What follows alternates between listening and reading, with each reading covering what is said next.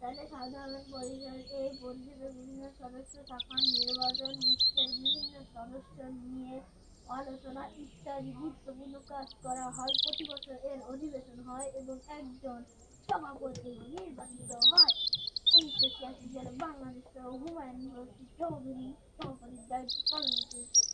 সচিবালয় প্রশাসনিক কাজ পরিচালনা, জাতিসংঘের বর্তমান মহাসচিব পুস্তকালয়। স্যার আমার কিন্তু এগুলো বাধ্যতা বলবেন না করে তাহলে সাধারণ পরিষদ এই পরিষদের বিভিন্ন সদস্য শাখার নির্বাচন, বিশ্বের বিভিন্ন সদস্য নিয়ে আলোচনা ইত্যাদি গুরুত্বপূর্ণ কাজ করা হয়। প্রতি বছর এর অধিবেশন হয় এবং একজন সভাপতি নির্বাচিত হয়। 1986 সালে বাংলাদেশ হুমায়ুন চৌধুরী সভাপতির দায়িত্ব পালন করেছেন। সচিবালয় প্রশাসনিক কাজ পরিচালনা, জাতিসংঘের বর্তমান মহাসচিব পুস্তকালয়। স্যার আমার কিন্তু এগুলো বাধ্যতা বলবেন